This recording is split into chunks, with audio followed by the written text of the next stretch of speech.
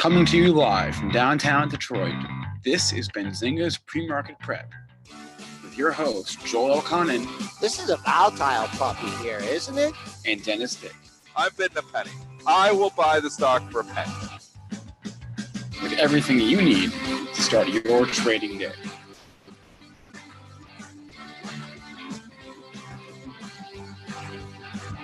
Good morning, everybody. Welcome to this Thursday edition of Benzinga's PreMarket Prep. Spencer Israel, Joel Elconin, Dennis Dick here with you this morning.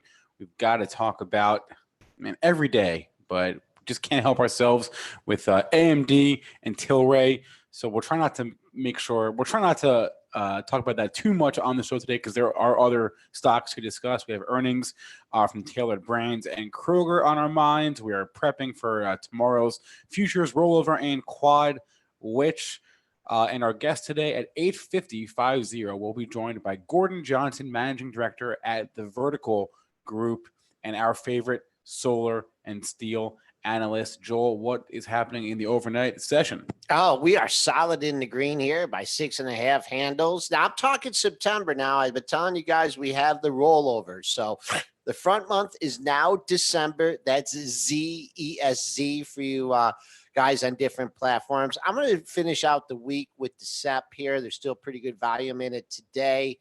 675.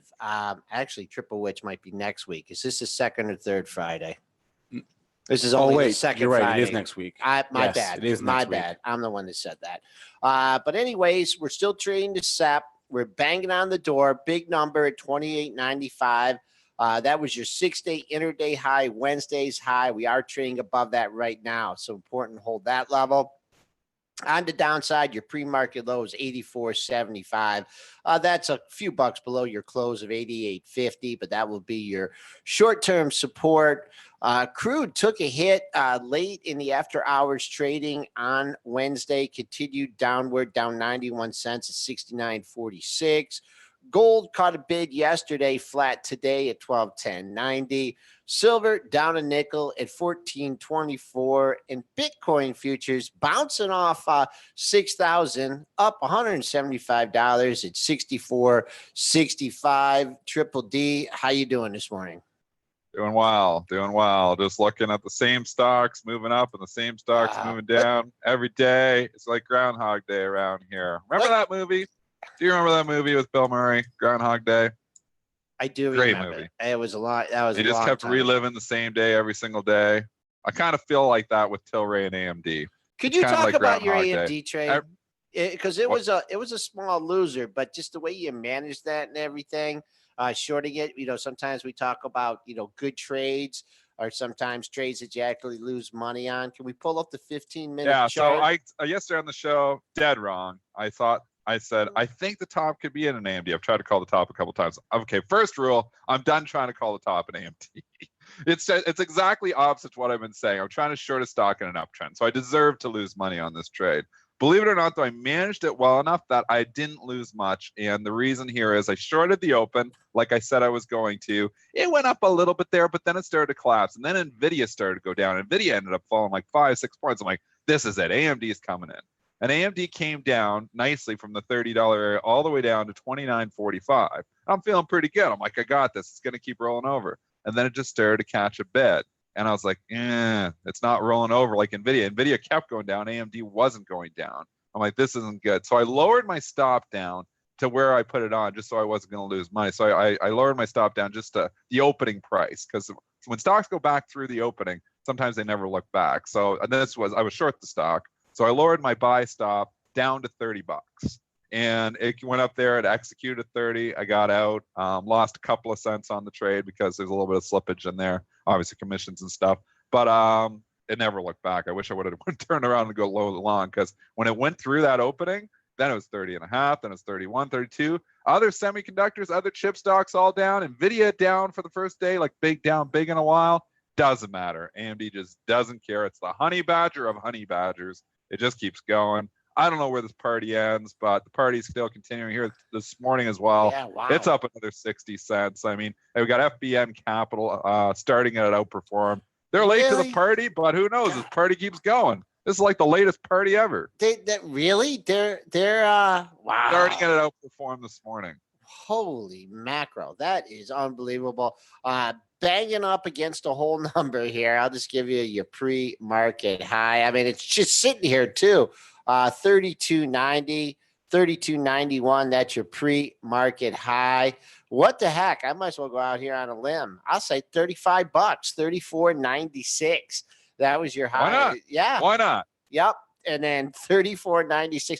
But is there a fundamental reason for this? I mean, is everyone just, is there like, and I think Spinner made the comment yesterday that there must be $500 worth of AMD chips in the new Apple phone. I mean, is it just everyone's using AMD chips, or is you think? It looks like that's where the market was thinking it's going. I mean, every chip maker is getting destroyed. It's like a bear market for chips. It's a bear market for semis. Then you got AMD. It's like they are going to be taking market share from every single other person. There's only going to be AMD chips out there. It's like they're going to have a monopoly. Because you look at all the other ones, it is just a disaster. I mean, let's go to the direct competitor, Intel. It's been straight down. I have it in my investment portfolio. It's been awful. And that was the worst deal. I traded AMD in for Intel. Bad move, bad move, bad move. Anyways, you can't get them all right. But jump over to, all the other chips here too, like Micron, Applied Materials, Lam Research. All these things are just going straight down. So, and you got AMD going straight up. NVIDIA even gets hit yesterday. Finally, NVIDIA starts to get hit. It was down 10 points at one time. It did bounce back off the lows, but I tell you, AMD is just on fire. Maybe they are. Maybe that's what's happening. They're going to take all this market share. They're going to make a lot more money than everybody thinks. That's the fundamental story. That's the bullish thesis here. I think it's a little bit of euphoria. I mean, the stock has basically doubled here in the course of a month and a half. It's a stock that did nothing for a decade. So maybe it's playing catch up a bit. Maybe it should have never, been at, $4 or $10 forever. $2. But or $2 for a decade. Yeah, it was $2 forever. But I mean, maybe they figured it out and they've turned it around. But holy cow, this market is valuing this thing like this is it. This is going to be your only chip maker. I wonder when they report next. We should look that up because they are just absolutely going to have to blow things away. But why fight the tape though here? I mean, yeah, I fought it a couple times here trying to short it. You fought it once trying to short it. Yep. It is the hardest trade trying to call a top. I say it on the show all the time. Why fight the trend? And here I was yesterday making a bold call, trying to be cool, fight the trend. Well, you know what? I deserve to lose money on that trade. I managed it okay, and I didn't. I deserve to lose more than I lost. And I made a bad call on it. It continues to go up. I'm done trying to fight the tape on this. They're going right back to the thesis Spinner talks about all the time too. Buy stocks that pull back on dips that are in uptrends and sell rips on stocks that are in downtrends, and that works. This is the market that just works in. So every time AMD's pulled back $2 or $3, it's been a buying opportunity. Every time that Intel has rallied $2, it's been a selling opportunity. That's just the way it is. Pair traders, sorry guys, but it doesn't even matter. If you're doing the Intel AMD pair, it continues to blow out. And that's the way this market is. They're going to be at par soon. Why don't we just play it till par? 32, 21, and 47. Let's go long AMD and short Intel and wait. I know. Well, what I should have had originally a year ago. That's what I had. I had the AMD and I didn't have the Intel, and I traded it in. I don't know why I did that, but I got talked into it, and I did it. And I should have stuck with the AMD. I had the thesis that I thought AMD was turning around.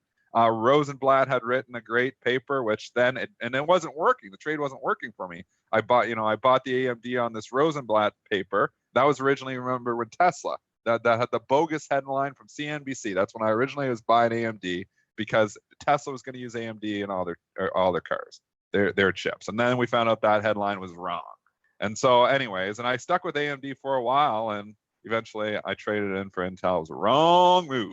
Just to follow up on the earnings date, I have unconfirmed October 23rd, but that is unconfirmed. That's based on like prior Q3 reports. So wait for that to be fine-tuned, but what's on or around October 23rd. Spencer, what's the short interest in AMD? Is it shorts getting squeezed here, or is this just all just euphoria, FOMO, can't miss out, or is this a real fundamental story where they really are going to take everybody's market share? I mean, that's a possibility. I don't have a number for you. I'm gonna okay. Okay. I'm too lazy to go look it up right now. So somebody in the chat, if you got it, what's the short interest on AMD? Let's talk Tilray, the other honey badger of honey badger stocks as well. Tim Seymour last night on Fast Money. And Tim has been all over this. Props to Tim Seymour. I got to give Tim Seymour. He's been on our show before. He's the best panelist they got. This guy is unbelievable. Guy Adami's trying to argue with him. Tim blows him away. We the Nigerians are all great guys, and Joel's obviously on their show and stuff. But I tell you, that Tim Seymour, he knows his stuff, man. He is he should, if Kramer ever retires, they should bring Tim Seymour in. Maybe he doesn't have the personality that Kramer does, but he has the fundamental knowledge and the macro knowledge. I'm always impressed by Tim Seymour. Anyways, he's been all over these pot stocks, and he turned bearish on Tilray last night. This is the reason I'm bringing Tim Seymour up, TLRY. He came out, stock was trading up last night around 109.5. It's up another 5 points after hours. And then CNBC Fast Money has the teaser that Tim's going to be bearish, and you see just the bottom fall out. I actually looked for locates, can't find it to short it. So you see it fall all the way from 109.50 all the way down to 105 and change. So Tim Seymour knocked it down $4, with his little bearish rant. And here it is, shrugs it off again.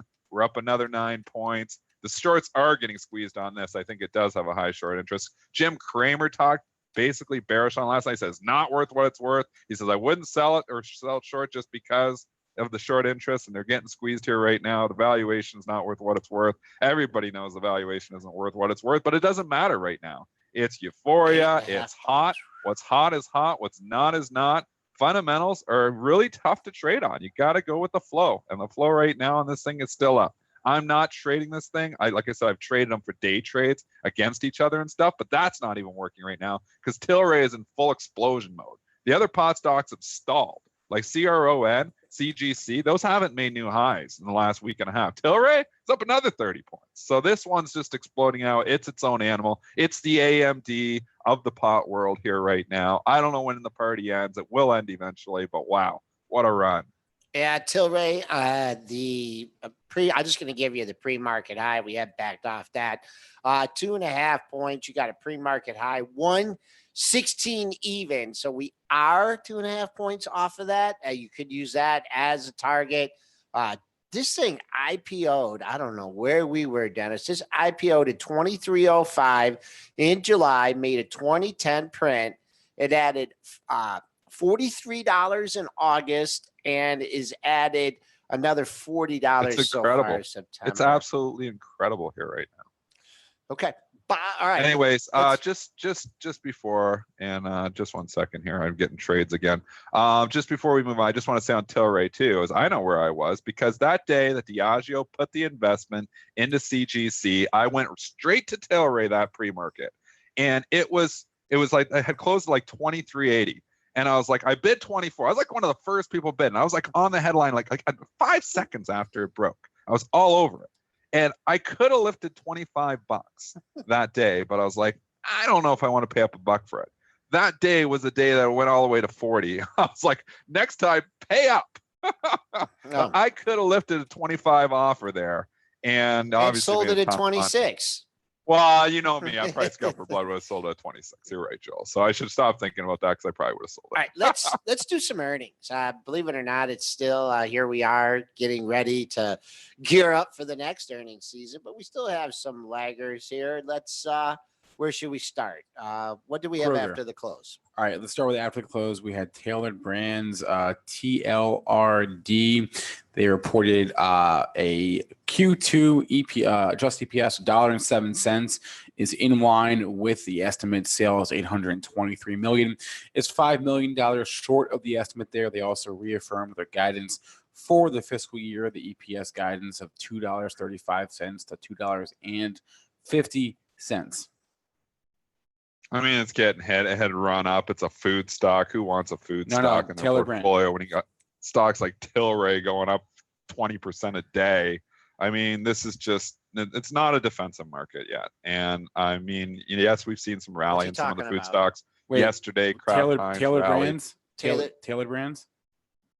That's who he gave the report on, Dennis. Tailored Brands. TLRD. I thought you were signing Kroger. No. We switched TLRD. So, Oh, okay. yeah. Anyways, I don't know. So, okay. Well, I was ready to talk Kroger. Okay. Well, just interrupt me next time. Louder. I'm too loud. You're hard to Taylor interrupt. Brand's completely different story. You're hard to interrupt, Dennis. Taylor Brands is in the doghouse here and actually looking like it wanted to break out. But the funny thing is, on this initial report, they hit it. And then they turned around and just started buying it. So this is the opposite to the Kroger story. Exact opposite almost. It's up 9%. Kroger's down 10%. But this thing's in breakout mode here now. It looked like it was ready to break out, and it did. But it was a vicious shakeout on the report there, Joel. How low do we get? TLRD, the combination of Josie A. Banks and who was it else? Josie A. Banks and Men's Warehouse. Yeah.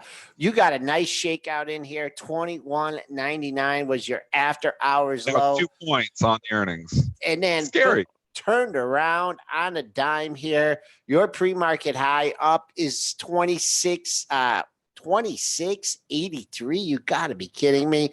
Now hanging out in the $26 handle. Man, oh man, I would have said before this that there was good resistance at 25.5. You blew that away. Let's see what we can find. All right, let's stick with $27. Your pre-market highs right there. Your May 29th high was 27.09. 90 cents away from back there. I think you see sellers fill in between that and the pre-market high. Your high of the day could be in. Dennis may want to fade me on that one, but buck off. Big range already. Ring the register here in this beat up stock. Let's jump over here to Kroger. Give us the report. I already gave my analysis, so you might as well just get me. All right. So go. Kroger. I'll just sit here silently. Go. Kroger Q2 EPS 41 cents. That beat the estimate by 4 cents. Sales 27.8 versus 27.9 billion dollars. So a slight miss, but more or less in line there. They are also raising the lower end of their guidance, their fiscal year EPS guidance. The range is now $2 to $2.15 for the fiscal year EPS. That is in line with estimates. Down 288. You do have a number here. You got someone likes this in the lower 28 handle. Your last two brackets, 28.22, 28.27. I don't know. I kind of like it there. It's a big drop. Shorts that have been underwater from quite some time here. July, they had a 27.76 low and then a double bottom at 28.55. We're rallying as we speak. I think the low of the day will be in here, and I think you find right now. The current low is 28.22. We're a stick above the low. Yeah, that's probably safe. Lots of support down there, $28. But again, stock just in the doghouse, so I'm not buying pullbacks on food stocks. You know what? This stock was almost one of my greatest trades ever. Why? Because it was, and first of all, how do you have one of your greatest trades in Kroger? Almost is what it was. That's a funny one though. To have a greatest trade, and you must have had some serious size on. Yeah, I did. I like I said, almost. It still turned out to be a pretty good one, but it was just when everything was getting Amazoned. Okay, and I can tell you the exact dates on this. I bought some of it. No, I didn't. I never bought it. This was in June of last year, and I don't know what day they reported earnings then, but I had like a bunch of like puts that were just under the money, like $28.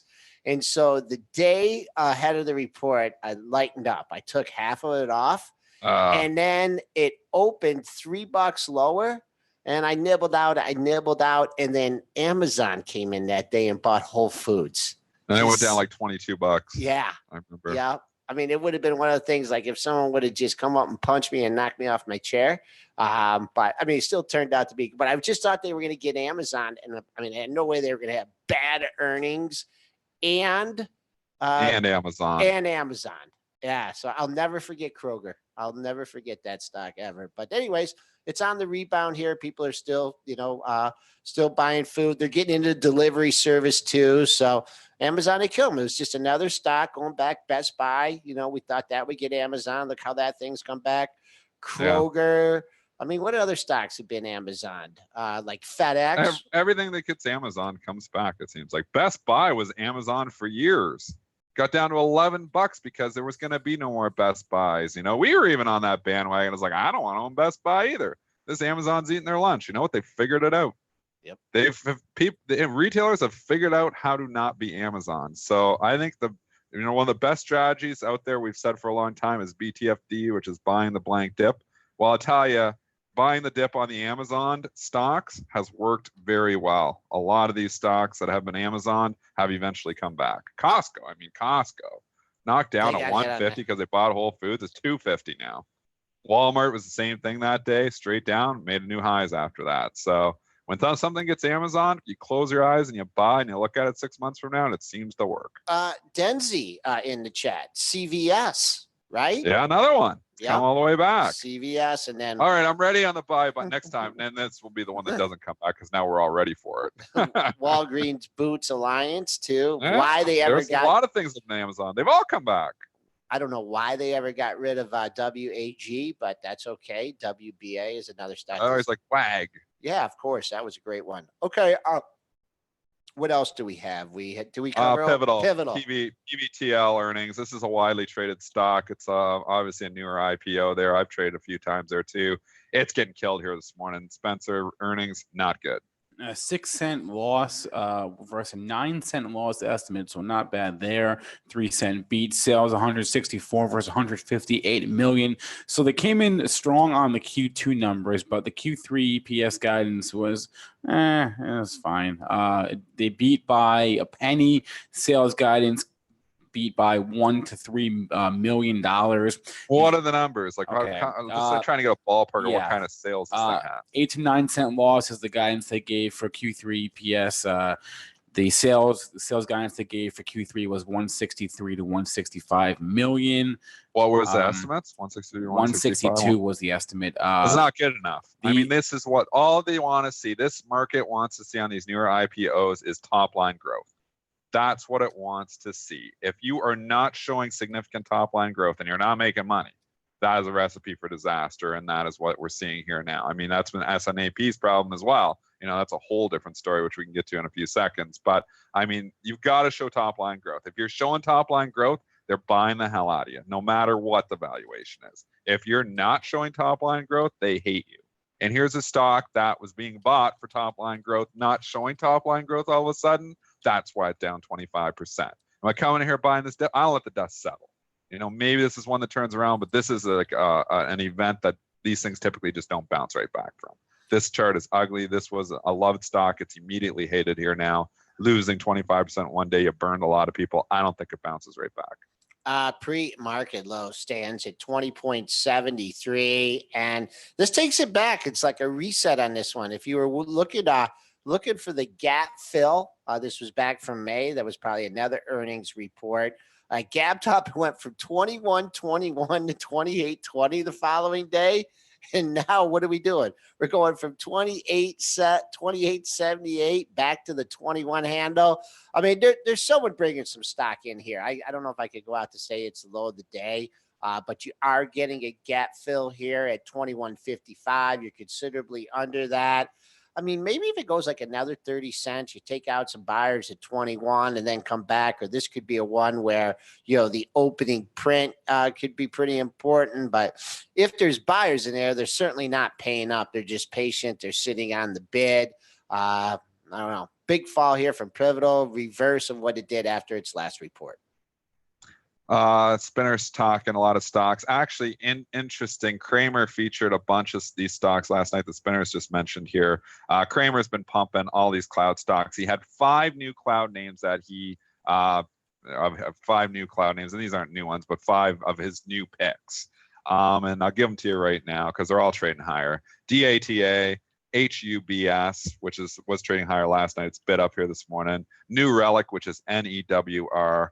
OKTA was another one. It's bid up as well. And TEAM. All these things are trading significantly higher this morning because Jim Cramer featured these companies as his new cloud portfolio, his more aggressive cloud portfolio. He's obviously still got the Adobes. He's still got, you know, all the other ones that he's been talking about for a long time in there. But these are 5 new ones he's added to his new cloud portfolio. And these stocks are all taking off as well. Okay. All right. S&Ps are just hanging up here at 2895.75, up 7 points. Your pre-market high 97 even, and quite a ways from that pre-market low of 84.75. Let's talk Adobe. It is going to report earnings here after the bell. I am long Adobe right now. I do intend to sell it before the number. We know how I like to buy stocks ahead of the report, a few days report, try and extract alpha from the run up, but possibly into the report. It's been working in this one for me for a couple of days here now. It's got that big resistance point at 270. I don't know if we can get up there and kiss it here before the report. Obviously, after the report, anything happens. I'm going to be selling it before the report. I'm not going through, but I think it could kiss up to 270. I think it could try it. Okay, ADBE here. I mean, it took it out yesterday, so 270.94. So that's why I'm looking. I'm probably going to look up in that 269, 270 area to dump this. Okay, yeah. Before the report. Yep, 270.94. That was the all-time high made yesterday. And let's see, did you get an all-time closing high in there too as well? Yep, all-time closing high, 267.79. We're a good buck above that. So Adobe after the close. Also, I wanted to talk some disaster stocks of the day and of yesterday. Let's go to Snap. This thing got murdered here. It is catching an upgrade here this morning. You wouldn't know from the price action because it's not trading higher, but Pivotal upgraded it today just to hold. They said they thought that, and they put their $9 price target. They actually were right about this whole time because they've had a sell rating on it. So they come up to hold. Their thesis is just that it's more balanced now, the risk reward from bull versus bear stance. I'm kind of butchering what they said there. I'm just going from my head, but I did take a glance at the note. Stock is trading flat here. When you see stocks start getting upgraded and they can't go up, I mean, this stock, I think it's going to breach $9 today. I on the pre-market show, and it went to 890 yesterday. I think it retests yesterday's low. This stock is just in a world of hurt. And I think all rallies to be sold in SNAP. I absolutely do not like the stock. I mean, it's got the upgrade. It's flat. I know you're upgraded. Not it's just a hold. Okay. But it was a big bear that says he's not bearish anymore. It should be bullish for the stock. It can't even go up on that. Yeah, but it's gonna. It should be up on that. It can't go. It's downgraded yesterday from somebody from hold to sell. And it goes down 10%. Gets upgraded today. It doesn't even go up. Now, Pivotal isn't very influential, but they're somewhat influential. I mean, they have, a say. I mean, it can't go up on that news. It's not. You come in and it's upgraded. It's not up. It's just because it's a whole number, Dennis. It's just a whole heavy. number. It's just because it's a whole number. People think, oh, I might have missed the low yesterday with that 890 print. A little bit of upgrade, shorts bringing it in. I just, I don't even think we're going to take out that. You like this fundamental? I don't like it fundamental at all. I have to ask Spencer every time if he's on it. I mean, I know nobody's on it anymore. Instagram killed him. So I think this story is over, and I think all rallies to be sold. And I think actually I might even put this on for a short for a day trade if this thing can't. This is exact trade that I should be talking about, Troy. When I talked about calling the top in AMD yesterday, that was the wrong move. And here I am. I've been trading 19 years professionally. I still do dumb things. That was a dumb call yesterday for me trying to call top on AMD, not trying to call the bottom on SNAP. And I think the bottom is a lot lower. I think when we look at this 2 months from now, I think this is like $5 or $6. So I think if you're in Snap, I don't like it at all. Okay, especially when it gets upgraded and it can't go up. I'm just being contrarian here and just say $9, 890 low yesterday. Yeah, I know it seems to find it. Yeah, longer term though, not a big fan of it either. And it's not only that, it's that all the social media stocks are in shambles too. I mean, Twitter can't catch a bid here. Now, Twitter is in trouble too. It took out 30. It looks like it. Look at the Twitter chart. So we took out the low yesterday. We did bounce up. We're kind of hanging around 30, but this chart looks to me like it wants to go $5 lower. It looks to me like it wants to go to $25. It's out of favor here now. Facebook's in trouble too. I have some of this in my invest portfolio. I think it's taken out the 160 low. It went down to 160, 180 yesterday. I'm actually on a little bit on the short side of it now because I've actually got a day trade on. But anyways, I don't like either of these either. I think these social media stocks, yes, they're going to have bounces, and they have had some little bounces in there. And Twitter looked like it was going to. We even talked about it yesterday. It's like, oh, put a little double bottom. There's hope here. Well, immediately it started selling. Took it out yesterday. That candle yesterday takes all that off the table. I think this $29.90 right now is a gift. I think Twitter is going to be $25 in 3 months. So not even. And I think Twitter's $25 in a month. I'm calling it. Bearish the social media stocks. I'll go a lunch or steak dinner on that. You give me odds. It's a big move. 20%. I don't know. You're throwing all these things out here. You're kind of We like gotta make calls. We got guts on the show. We're making calls for you guys. We don't know if we're right or wrong. Sometimes we're gonna be right. Sometimes we're gonna be wrong. But I'm selling. This market is a matter of sell the weak and buy the strong. Yeah, sure. What's been weaker than Snap? So Snap, I absolutely despise. Twitter has I like the product. So I actually like the Twitter product. It's just, it's out of favor right now. What do we get at 8:30 here? We got an 8:30 number here. Oh, Draghi. Should have known to go long. Draghi. What's Draghi doing? ECB leaves deposit facility rate unchanged. I don't think the market has ever gone down when Draghi speaks. I really don't. Every time he comes up, it gets a pop here. Whatever he said was positive. Spoos popped up here, 28.99 on the September, up 9.50 here. So if you're waiting to buy a pullback, I don't even know where we're going to be able to find one here. But just hit 99 even.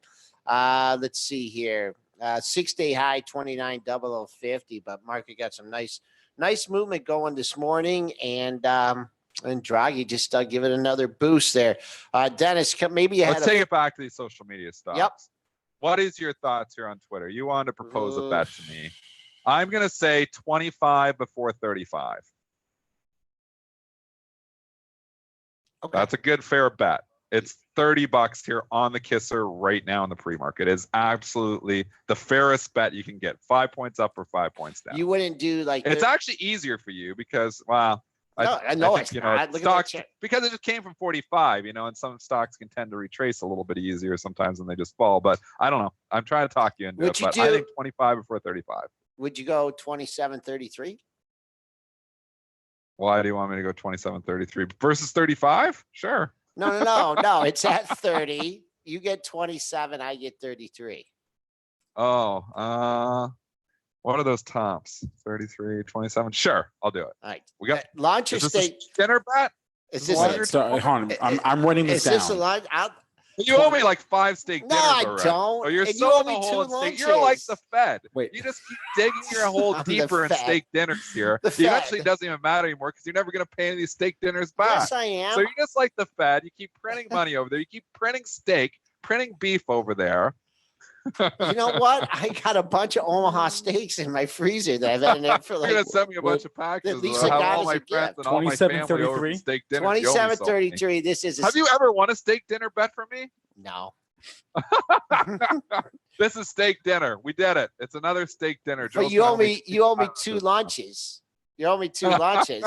And do I owe you a lunch? And man, I've been in a slump. I think it's Stock Hunter owes me a steak dinner that I didn't get when I was in Montana because he said like Nvidia was going like to 200 or something, and it went like to 199.86. So I still that was close. The transitive, what is that, reflexive property or whatever? Stock Hunter owes you a steak dinner. So no, we're not doing. They can't factor out the steak dinner. It's Stock Hunter. He says he does owe me one.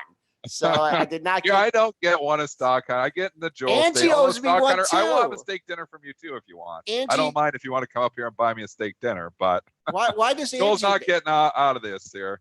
Okay, so new bet. We got Spencer's wrote it down. I have 27 on Twitter. You have 33 on Twitter. Whenever it happens, it happens. This is one of those European bets. It just happens or it doesn't happen. There's no exercising early. Nothing going on like that. It happens or 27 or 33. The bet is over. And when's the expiration on this? No expiration. No expiration. Wide open. You know what? I'm really bummed. If it trades between 27 and 33 forever, this bet will never close. Okay. And I still have it in my one account. I did buy it at like 17 and change, and I really thought of selling it ahead of the report. I actually had some puts ahead of the last report, but man, I held on a little bit too long, but whatever. We'll see. We'll keep it in that portfolio. Oh, Sean, did he talk about it yesterday? Yeah, and you know what? And I emailed him. He said something that didn't he say it was the future of AI? Oh, he said something that caused me to roll my eyes. He said Twitter is the future of AI and no one even knows it. And, he says some crazy stuff and sometimes it comes to fruition though. I know of one thing. I never like to fade Sean long term, but I tell you, I just hate this chart, and that's why I made this bet. I think Twitter lower. Long term, I don't know, but I like the product. I can get on board with long term investments maybe in Twitter, but short term, What This was looks it? like it's What going was to that 25. all-time low? That was 1391. I thought I saw it. Did it ever trade in a 12 handle? Let me see. I got my monthly chart up here. Just let me feed because TT Mac brought up something really good here, and I want to talk about it real quick. Let's call it 14. And where the heck did it go to? 14, and then it went to 48. 34-point move, 17. Oh, $30 is the 50% retracement of that. I'm loving this bet here, Dennis. We're going to consolidate, hold the hand at 30, and you're not even going to, you're selling the bottom on this one. I can't wait. You are. I'm feeling good. I'm buying more Twitter today, too. I like that $30 number. It's going to hang in there. I'm going to stick with it on that one. Any balances? Yeah, Walmart, it just got hit on it too. So Walmart, 89,000 to sell. Could be a little bit off of Kroger there. But Walmart was actually trading in the green. It came out with that imbalance and they just knocked it down 50 cents. So these imbalances can move stock prices. It was 96.30 when this imbalance came out and it showed 89,000 to sell and they immediately hit it all the way down to 95.80. So obviously it's lighter volume here, but impressive move down here for Walmart off that imbalance number. Can I talk Walmart for 1 stocks, second? Just like the earnings day bump on that. I mean, I kind of kicking myself. I'm like, you go from what 90, 85. What was the earnings? You go from 90.22 to 98. 88, 98, 64, and then you just failed at 100 the next 2 days. I was really thinking about some puts in that one. Didn't pull the trigger. It probably would have been a slow drain. I'm looking for the gap fill, but I don't know if Jeremy Newsom's listening, but I almost made a bet with him on this one, but I didn't. He said after that blowout day, he said if it doesn't go back to its all-time high by the end of the year, if it doesn't go to 108 by the end of the year, he said he was going to go to Walmart and pick out a random person and buy their groceries. I heard him say. I heard him say that. So he could be in trouble on that bet. Who knows with this market? I mean, anything could happen. Yeah. I don't know. It doesn't have the top line growth. They like top line growth here, so it's not that much in favor here either. I'll just say Walmart. If it starts to breach that low, you got the gap to fill. So 94.28, that would be the trade. It starts to go down below 94.28. I like it from the short side, then all the way down to 91.12 to fill that gap. But I'd say it's just you don't know anything yet. Well, you never know anything. But I would say you're kind of in the middle of nowhere here at 95. Bull bear battle going on. We don't know who's going to win yet. If the Bears look like they win, it starts trading $94, then I think it's got room to 90. Okay. All right. Let's talk to Chinese stocks. Yeah, that's Alibaba, 83,000. The Chinese stocks are really hot here, and it came very fast. These can turn, and they can turn quickly. And it's been a 3-day monster turn here for Alibaba. 152 all the way up to 165, just quietly rallied 10% almost in 3 days here. So nice move here for Alibaba. It's up here again this morning, up another $3.50. Not only that, all of the Chinese stocks are trading higher. BIDU catching a nice bit as well here. Some of our smaller players are catching a bit even this morning. HUYA up $1, looking interesting all of a sudden. IQ catching a bid here. There is life over in China right now. Whether it continues, who knows? But I'll tell you right now, BILI had a nice day yesterday. It's up here again this morning. FXI, you can look at if you want to look at the index. It's up 75 cents. EEM is up 50 cents. Nice 2-3 day rally here for the Chinese stocks. It was a relief rally, but it's a nice rally. Now, that being said, what have we been saying is, the overall trend on a lot of these stocks is still down. So it has been the play to fade these rallies in stocks like Alibaba. So I don't know if I'm jumping in here and buying it here. I actually lean more there. I'd like to see some weakness here as an opportunity to maybe short some of these. But anyways, it looks like the short-term bottom is in. Maybe you're going to get another battle between the bulls and the bears. I would say no trade here right now until I get like a little bit of a red candle or something. Then I might look at it. But I'm definitely not chasing these things up here. Although, one like SOGO, which we're interested in, didn't really move yet. So maybe that one's up a little bit here this morning. Maybe there's some late bloomers here that you can maybe try to find, but it's interesting. They're interesting that they've come back a long ways. Good point here by Denzi too. Chinese stocks are a tweet away from being down 10%. Well, that's true too. Yeah. I mean, that's why I'm not buying any of these things in my invest portfolio and chasing them. Trend is still not your friend, but they've got some life. Life is good. Now, we've seen, every time they've had life before, it just gets nailed right back down. So that's why I'm not chasing them. Where's that IQ? Man, I took it off my screen here. It put in a nice about 25 low held. So, you know what? Doesn't look that bad. That is a nice candle for it yesterday. So I think, you know, the pullbacks here, maybe, but now you run into, you know, the brick wall of $30. I don't know. $30 looks big to me. Maybe it just takes it right out, but we'll see. We'll see today. It's the only thing is there's some overhead supply you're going to run into eventually. Okay. All right. And just Baba on the pre-market trading here. Just gang, something's going on here at 165, 165.10 is your pre-market high. And you got a pretty consistent seller here since 7:15 this morning. Actually, we just made a 65.25 print, but right back down under 65. So this opens up, holds 165, maybe a mop up that seller, little short-term trader in there. Based on the daily chart, your next level would be 166.48. This did have not yesterday, but the day before, I don't know if it's the red dog reversal where you take out the prior day's low, 155, you go down and then you come back up through it. 155 would have been a good buy there. We'll see. 10 points above that. What else was the other one? HUYA. Is that one? Yeah, that's always been the leader of the smaller ones. Quiet. So when it starts to go, it seems like the other ones go here too. And it's very similar to IQ. I mean, these charts you can put I pair trade these things together each other for obvious reasons. These things move together. You know, whether they're related or whether they're not, they are moving together. So you see HUI start catching a bid and IQ hasn't moved yet, it's off in a play. So these things are nice little pair trades right now. Okay. George Me is mentioning YINN. Is that a new one? That's a leverage ETF. Oh, okay. Okay. Yeah. That one's showing a little bit of, well, it's up $1.22. Well, it's showing it's FXI. Yeah. So it's levered FXI, really. Yeah. I don't Is that know what what's it is? actually Okay. happening. Yep. It's the 3 times bullish fund.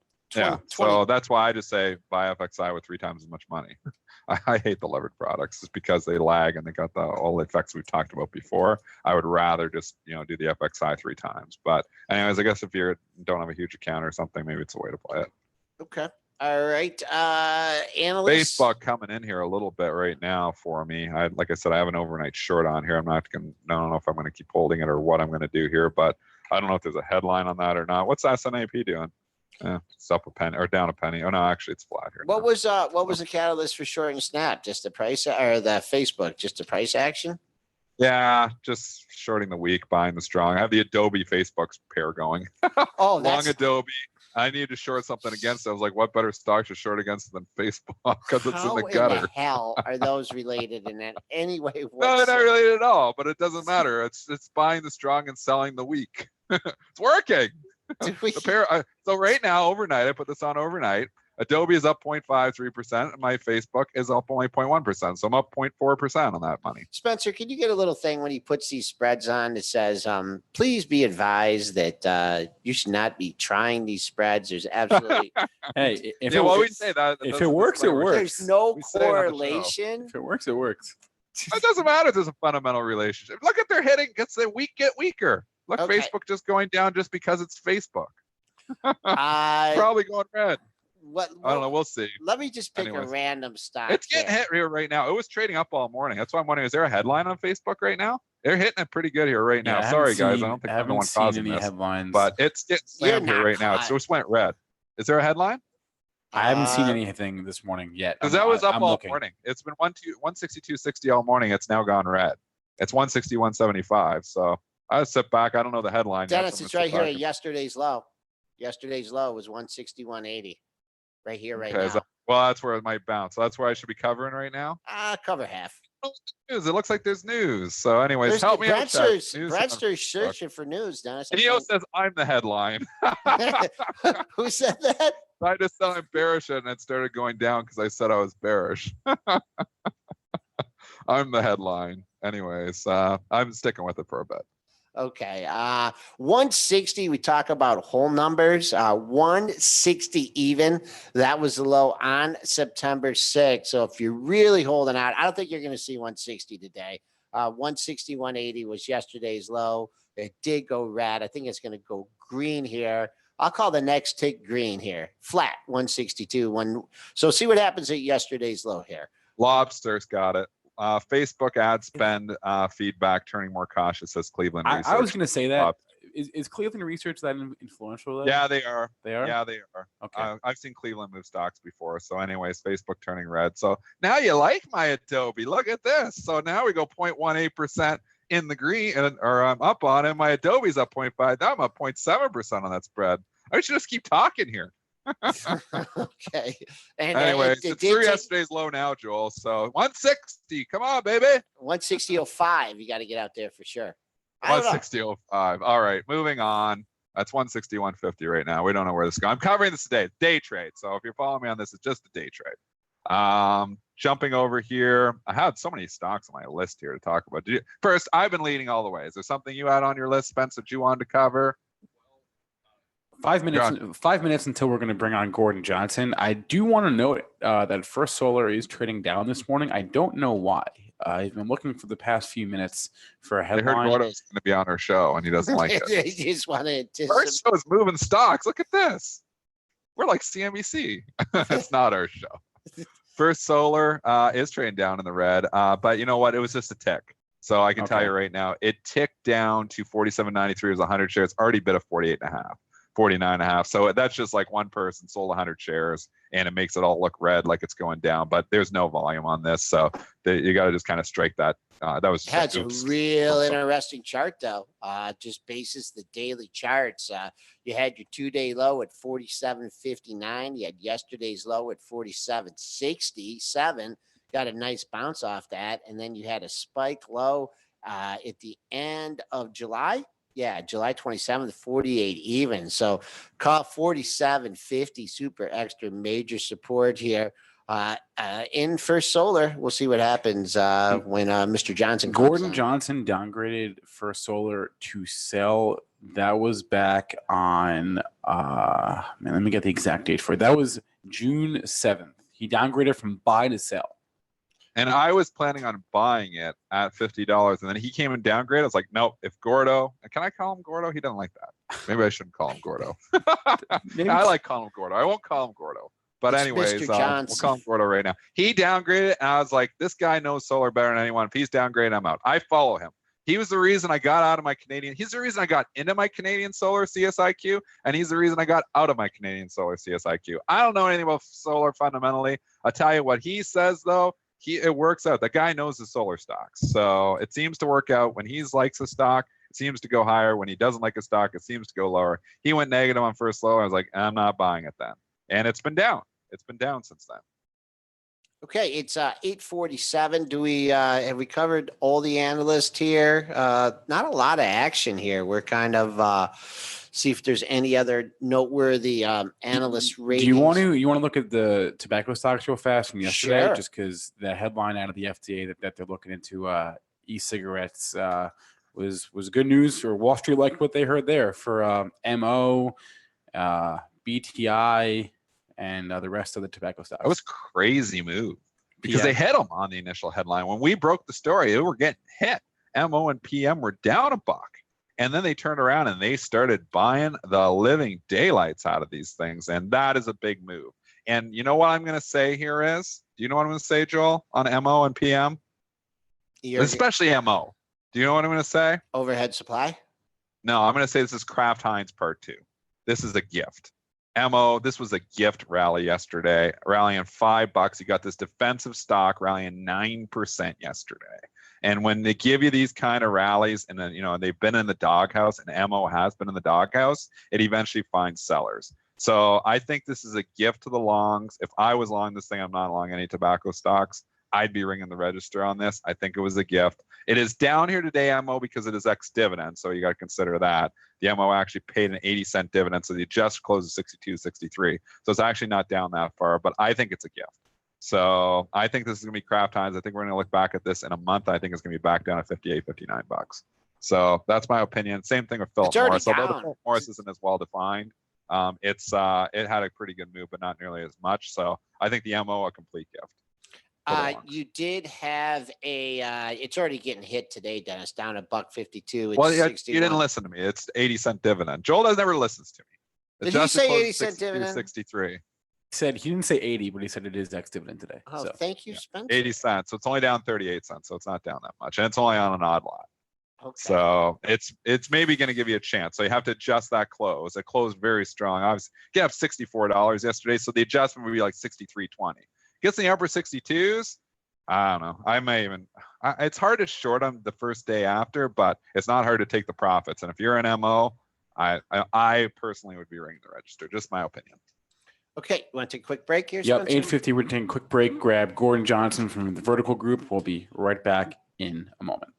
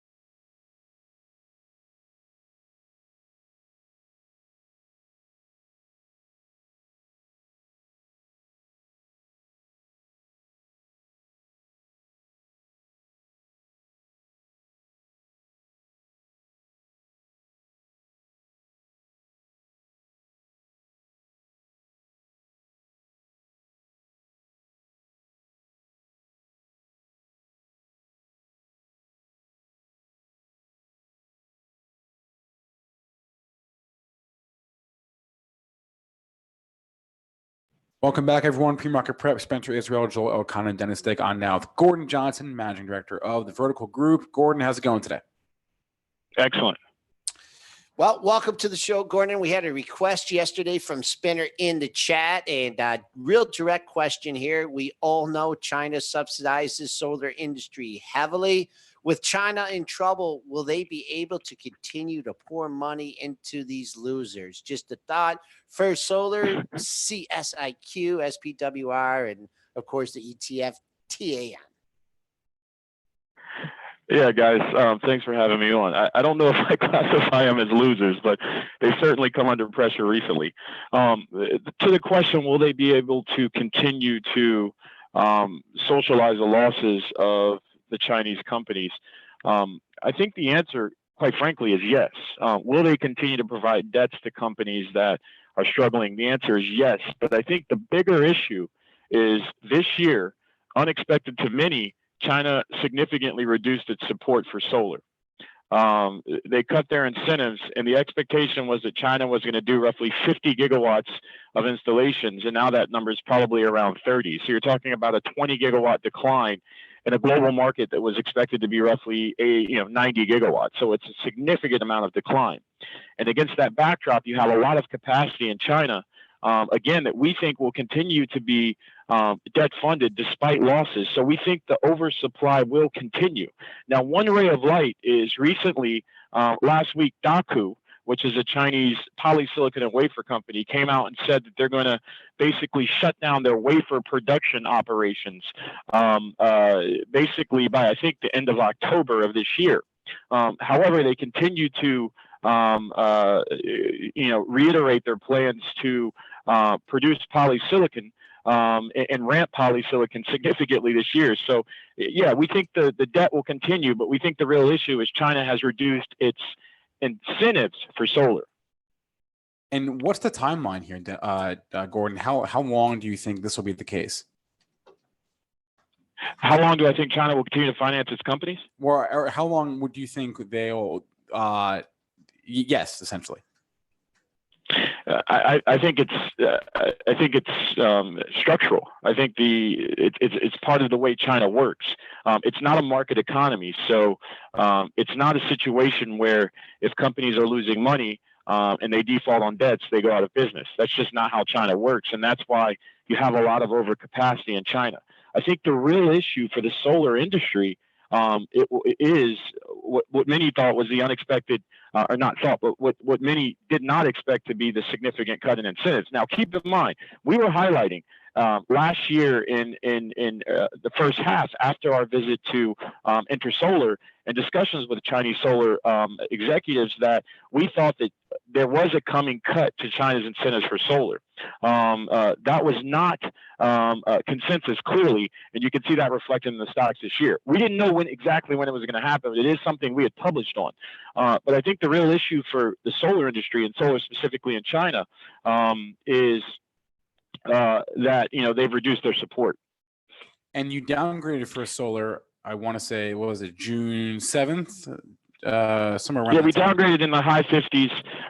It's been a modest winter so far.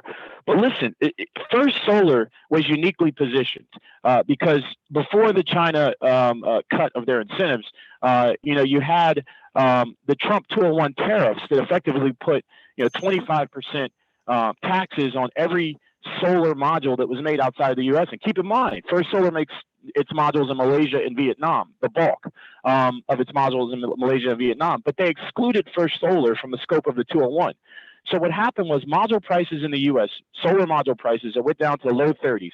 Trump implements his tariffs, 25% tariffs, module prices jumped to the 50s, and all of a sudden, First Solar is in a position where they were able to lock in contracts through like 2019 at 45-cent prices, slightly below where the prices were right after the tariffs. And, it was take or pay contracts. And we upgraded the stock to buy, and we had a very favorable outlook. And then when China cut its incentives, the fall in module prices was so robust and has been so robust that even with Trump's 25% tax on all imports, Chinese panels are now competitive with the contracts that First Solar's customers have locked in. So with that being said, as well as First Solar targeting in its next-gen Series 6 technology, 22 cents cost by 2020, you have modules in China today at 23 cents. So if the Dems were to come in and win midterms and potentially take take the presidency in 2020 and get rid of these 201 tariffs that the Trump administration has put in place, you'll have modules coming into the U.S. You would have modules coming to the U.S. right now at 23 cents a watt, whereas First Solar is targeting costs of 22 cents by 2020. The reason why their costs have historically been higher is because they use thin film cadmium telluride technology, whereas the Chinese use crystalline silicon polysilicon technology. So you understand, near term, there's risk potentially to cancellations of their contracts, and longer term, there's risk potentially to their ability to compete. If the Chinese have prices of 23 cents and their costs are 22 cents, you understand how that could be a problem. Scary thought. What about, a couple other stocks coming from our chat. I know you follow RUN. What about Sunrun? Yeah, so Sunrun has been amazing, and the story on Sunrun is it's complex, but in short, it's quite simple. The story on Sunrun is Sunrun has a bunch of solar rooftop projects they own, and when those projects get to a certain level of effectively financial output and production, they're able to basically take out the tax equity investor.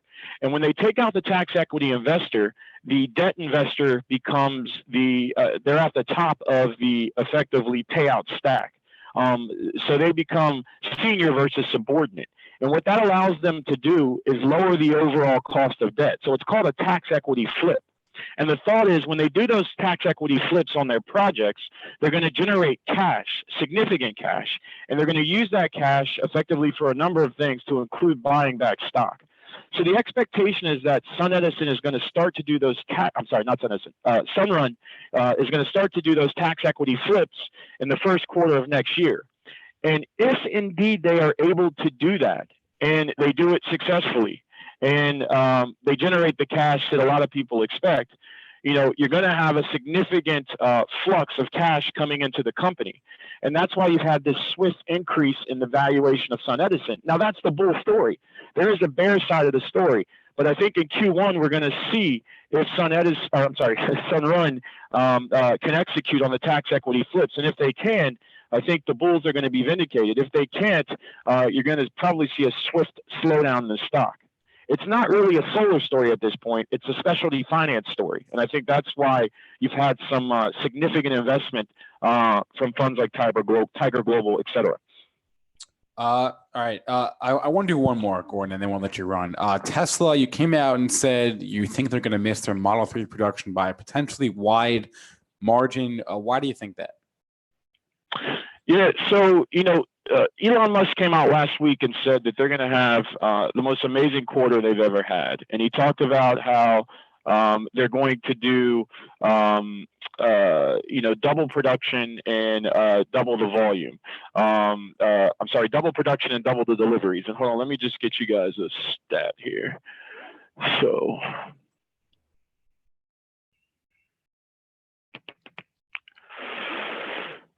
if you look at Q2 deliveries for Tesla were 40.7 thousand. Q2 production was 53.3 thousand. So in total, deliveries plus production, they did 94,000. So for them to hit the guidance, it's not guidance. It was an employee letter, email that was arguably leaked to the media. But for them to hit what Elon Musk told his employees, they're going to have to do 188,000 cars of production and deliveries combined. So our assumption in general is that Tesla is going to produce roughly 50,000 Model S and X's deliveries and production in Q3. So that's 25,000 roughly produced, 25,000 roughly delivered. That leaves 138,000 Model 3s that will need to be produced and delivered.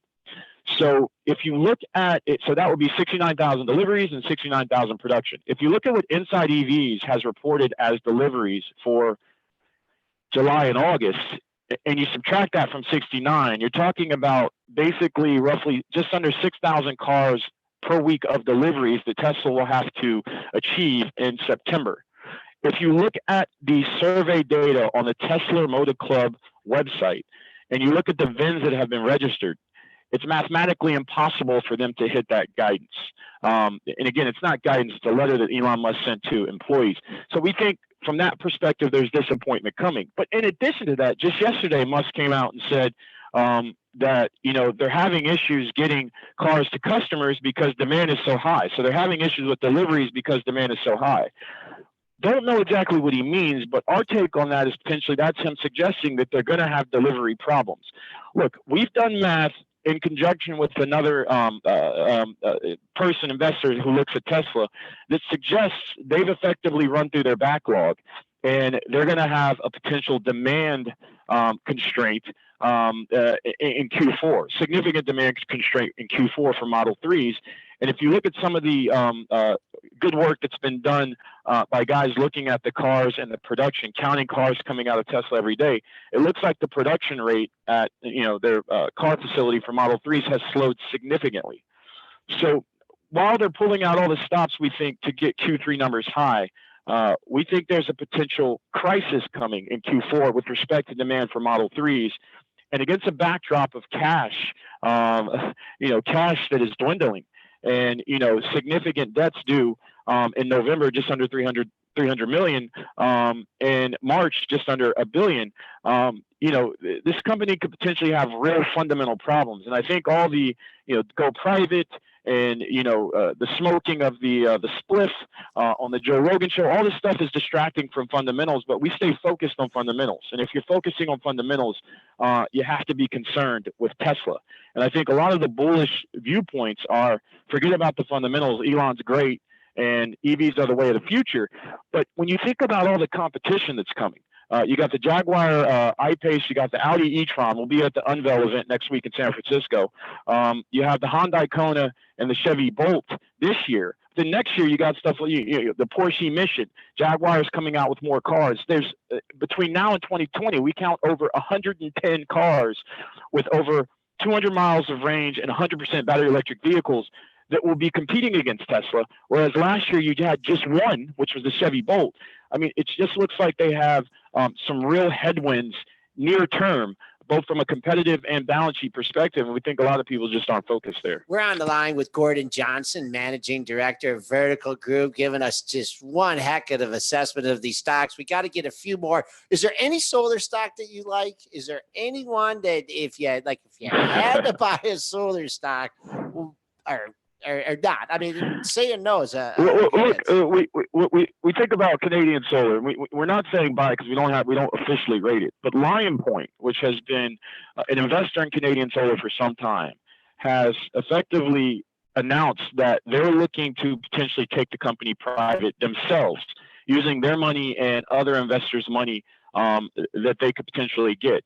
And that takes Canadian solar potentially out of the realm of looking at fundamentals and just simply in the realm of, how valuable does Lion Point think Canadian solar, as well as the potential investors they're going to get to invest in Canadian solar, think it's worth.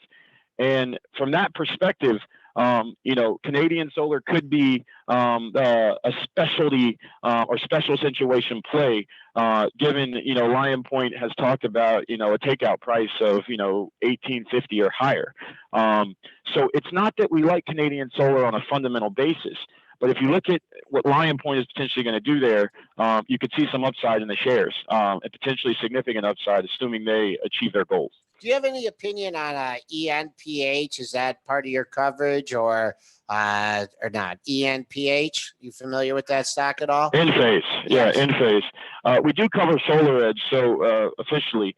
So we don't officially cover Enphase, but we think that the inverter space is seeing pressure. And it's due to what we think was demand pulling in the U.S. and some channel stuffing in the U.S. by microinverter and power optimizer suppliers in 2017. Effectively, what happened in 2017 was a lot of U.S. states adopted NEC 2017 rules. And without getting into too much detail, what those rules required was if you had a solar system on your roof, you had to have rapid shutdown capabilities. The only guys that met those requirements in 2017 were Enphase, SolarEdge, and SunPower. So you saw their share increase significantly.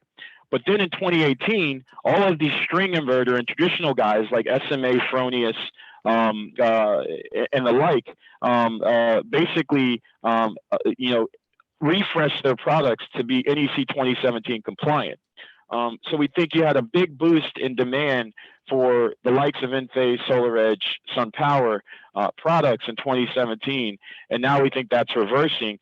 And also in the international markets, keep in mind, China, 50 gigawatts in 2017. The bulk of that was supplied by Chinese inverter manufacturers. And like I said, when demand in China falls, the companies don't simply go out of business because it's not a market economy. So now in the international markets, you're seeing Chinese inverter players dumping product into the international markets. For instance, you saw SunGrow announce a 100 megawatt win in Vietnam recently. Just one announcement. But the point is, we think you're seeing pressure in international markets. So we think that Enphase is experiencing some of that pressure, as well as SolarEdge and SunPower. All right, one more. Boy, those steel tariffs have really helped out U.S. Steel here, banging on the low of the move here, 27.89. I think you have a sell rating on that one. Any comments on U.S. Steel? Yeah, I mean, we think steel prices have peaked in the United States. You can look at steel prices. They peaked at like around 920 over the past couple of weeks. They've fallen to as low as by some people, by some quotes, $845. And it seems like you've got a lot of the benefits from the Section 232 tariffs, but you haven't seen the negative consequences of what these tariffs are going to do to the industries they affect. So when you think about that, you also think about China recently announced that it's potentially going to, relax, still cut required steel cuts for guys in the winter season if they're low emission guys, meaning you're going to have more steel output in China, meaning prices in China are going to be lower, meaning global prices are going to be lower. It just seems like the next step for the steel sector is down. And that's why we have a negative outlook on U.S. steel, Gordon as well as Cliffs Natural. Gordon Johnson has been on with us. The Vertical Group is his firm. Tremendous insights as always, Gordon. Thank you so much. You've been so generous this morning. Thanks for your time. Absolutely. All right. 9:10 now. I'm going to wrap up because I'm like sweating over here. Told Jason we'd give him. Oh, that's right. Yeah, we because did tell Jason. We would I'm get him trying to find the tweets here. Someone that recently was following me asked about getting Jason on, the founder of Benzinga, here to talk Am I supposed to call him? Yeah. Or is he coming in? Yep. Call Sal. You want me to call him? Yeah. Right, call him live. All right. Why don't you? All right. I'll do that. Why are we getting him on?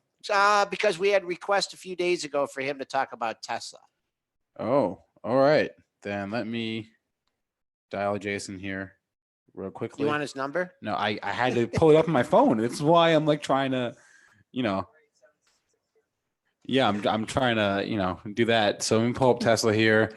All right. Where was it I at? didn't even get him right. I wish I could find these tweets here. All right. I know he's I've got his number right here. So here we go. Dialing Jason Resnick right now, the founder and CEO of Benzinga. Longtime Tesla bull. And let's see if he listened to Mr. Johnson there. I don't know. I think he's too busy prepping his Tesla trading for the day and is buying some calls. S&P's just hit. Hey, Jason, you are on. Yep. You're on with Joel and myself. How's it going?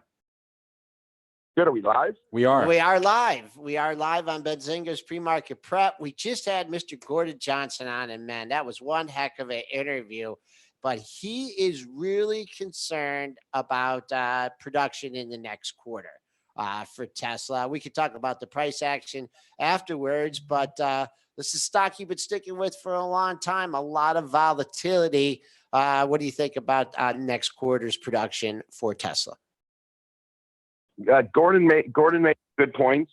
He's using Tesla Motor Club, something I look at for VIN numbers and for other items. I've been talking to my contacts throughout the industry and my different vendors. We're seeing strong throughput. The thing that Gordon mentioned is a demand shortfall. Now, that is a very interesting statement because we had a 425,000 in the queue of new units. If that is worked through and there's no demand, that would be a killer for Tesla stock, literally a killer.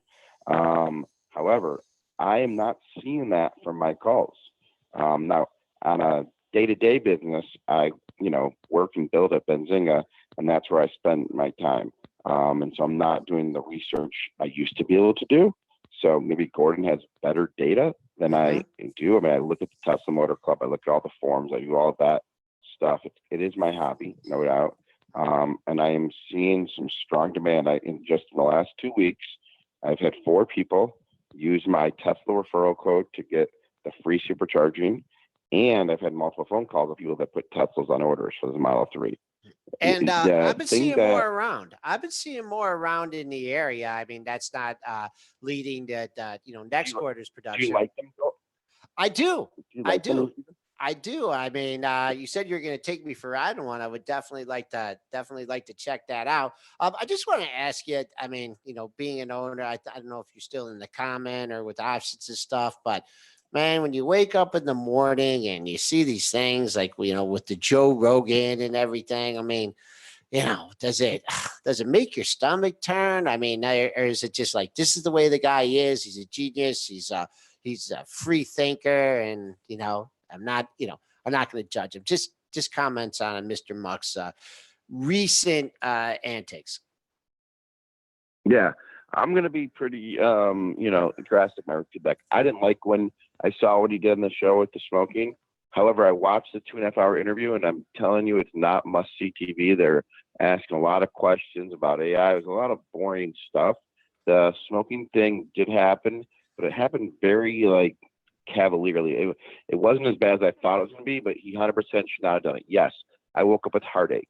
Then the other part of me, and Joel, why I get concerned is because he's an absolute genius. I can name 4 things that he's invented that you guys are just, it's just unbelievable. So my concern from that was, okay, is the board, the tightwad board, going to kick him out? If they kick him out, and then people are like, oh, it's okay, Jason. It'll be like when Steve Jobs was kicked out and they brought Scully in. Well, no, we need Elon right now. Okay, we need Elon right now. And so that was my biggest concern. I think that's blown over. I think he's getting better on his Twitter. And so what I would say to you, Joel, is, how I asked you like the Model 3, but I don't think you've actually gone inside one or seen one. Right. I predict within 6. What'd you say? No, I have not. I said correct. Yep. So I predict within 6 months, you're going to see a Model 3 almost in every parking lot, and people are going to be exposed to it. And the word of mouth is going to be so great. Every quarter, you're going to see this is the top selling car in the world. What this Model 3 can do compared to a regular car, it's just 2 different things. It's like, when we're in Detroit and you want to go to Florida, it's like flying to Florida or driving to Florida. Which one's easier to do? That's how people are going to be at the Model 3. I think you're going to be the greatest selling car. And then you have the Model Y, and then you have the Semi. I mean, I own the stock. I own the regular stock. I don't trade for a living. I don't, because Benzinga, restricted and all that good stuff. But, under 285 right now, I'm still a buyer. That's been your number for a while. That's been your number for a while. What did you say? That's been your number for a while. Yep, you're absolutely right. I want to move on. Just 2 things. I want to before we let you go. We're coming up on the open. You have this conference, this cannabis conference on August 16th here. What did you do at that? What was said at that conference? Because I'm looking at the MJ index. I'm looking at Tilray. I mean, you talk about market timing. I mean, can this continue in this sector? I mean, it was just incredible timing of the conference. So, are you invested in any of these stocks? Joel, thank you for asking, and welcome back to the office today. But thank you for asking that question. I think it's partly a little bit Benzinga. We throw conferences. We gave our November 14th financial investing summit in San Francisco. Wait till you guys see what the next sectors that pop off that event. But on that cannabis thing, let's go to that again. There is so much change happening. If you think about Denver, Colorado, the state of Michigan is 5 times bigger. Recreational. I mean, if it gets approved in Michigan, we're going to make Denver look like Idaho. I mean, it's going to be so great and so different. I was with 2 guys yesterday that are big investors in a company called Ease. Ease is delivering on average $10 to $15 million a month in revenue right now from delivering cannabis, and it's just in the beginning. I was talking to someone yesterday. Hey, is this like one of these things that crypto, it's going to go up and then down? There's a lot of things here to stay, but here's what happens. Home gamers, this is what happens in the cannabis space. There's not that many companies that are public right now. So all those dollars right now get allocated to those public companies. So some of them, yes, are inflated, Joel, like a Kronos. You got to be careful on that. And so, but I think this cannabis investing is here to stay. Hope to see you guys at our bzsummit.com November 14th. And if Tesla goes down to 240, you guys can come find me and beat me up. Okay? Well, we'll walk you the car. Okay, one more thing. We've never had a guest or anybody on the show that's actually been in the dictionary. The Merriam-Webster dictionary came up with fintech. I know that was on the holiday, and boy, what a New Year's present that was. But fintech, a term that products and companies employ new, developed digital and online technologies in the banking financial service industry. But it took a quote from you, And Spencer, you got that up on the screen there? The impact that fintech is making throughout our economy is still in its infancy stages. Fintech is really just about innovating and bringing solutions to the banking, lending, and capital markets. Jason Resnick in there. Congratulations, you made the dictionary. The Benzinga PreMarket Prep is always first to everything. To be honest, USA Today, no, I'm not joking. USA Today reached out to me and they want to do a story next Wednesday. They're doing a story on new words added to Merriam's to the Webster Dictionary. And Are they really? Joel, Are they really? Really? Yeah. Okay. Okay. So, sorry, Joel. No, that was Spencer. Imagine That was Spencer. That wasn't me. I know. Okay, that was just a weird file. Okay, so but imagine, the different words are added to Webster's every year, and this is a word that was added to Webster's, like you said, on the holiday a few days ago, the Jewish holiday that is, and someone from Morningstar, high-up person, sends me things like, "You are the definition of fintech." I'm like, "What?" And he sends me a link, and so this thing is just spread, and it's a quote I gave to a publication. And yeah, Benzinga. And when I think of me, I think of Benzinga.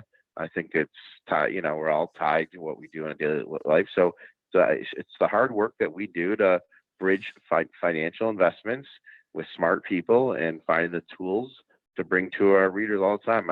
Spencer's on the thing, and last week I've been pounding Spencer a lot on this share sleuth because the guy was breaking some stories with us because we want to bring you guys content that you can't get anywhere else. That's breaking stories. I mean, Dennis and Joel in the morning. There is intelligence there that gives me confidence and makes my trading and investing better. The content we do, it's all about the users loving what we do. And if you guys have feedback for us, please send it. Just send it to, I don't even know what emails addresses anymore, but VIP accounts at benzinga.com. Send it to us. Tell us what you want to see in the show, how we do it better. We're here for you guys, and there's just so talented, so much talented people at Benzinga, and that's why I think the quote was in there. Or email premarket@benzinga.com if it's related to the show. Well, actually, Spinner made a suggestion. Spinner in the chat, one of our most frequent contributors, he's the one that suggested bringing Gordon Johnson on, and we've have him out a few times, and he was just on fire. So, not literally speaking here with the solar, but I know I had so many questions for Gordon that I could have asked. I wanted to get into this whole thing with Tesla and what he thinks is going to happen with their solar panels for the houses, or if it's just a marketing play right now. I didn't hear him hammer. That's what that is a big marketing play right now. Tesla, the solar panels on the. I went out to the Gigafactory and took a tour, and a big thing that they were showing me were these solar panels on the roofs in Hawaii. And I'd love for you to get Gordon on the follow up to see what he has any opinion on that stuff. He's really knowledgeable on his stuff. I mean, his math is, listen, I love hearing the data, and I'd love for you to be able to get him on again. What question here from Spinner before we let you go? Can they make a cannabis drink? And he's talking about the stock NBMV was test marketing. Was there any talk about that at the conference? There definitely was, Spinner. So these companies, what's the one, Diageo, and doing these deals. Yep. People are asking, are they gonna have a cannabis drink that? So they have these CBD, fruits, not fruits. What do you call them? Candies. I guess two things in that joke. I take a minute or so. I'll take 30 seconds. So Joel, my uncle has colitis or all this whole thing, and he's been sick for all this time. Started taking the CBD oil. He's a new person. It's made his life 10 times better and everything. It's not with the illegal cannabis. It's the CBD. And where I'm going to that cannabis drink, there are two companies working on one right now. And I don't know if that one that you mentioned, Spinner, if that one's involved, then I wouldn't be against sprinkling money there and see if it works out, because if you can get that combination to work out, it's great. The problem is there's a minty taste to these things, that at least the ones that we talked about. If you're further interested about it, email premarket@benzinga, and we can get you some of the research of what these guys suggest. I'm not an expert in cannabis. What we do at Benzinga is try to connect the seller and the buyer, investor and the vendor, etc. But it is an interesting thing because the Budweisers and those things, don't never want to be left behind. So they're looking to, diversify out of their own product line. All right. Thanks a lot, Jason. Hope you get into the office soon, and see you later. See you in a few.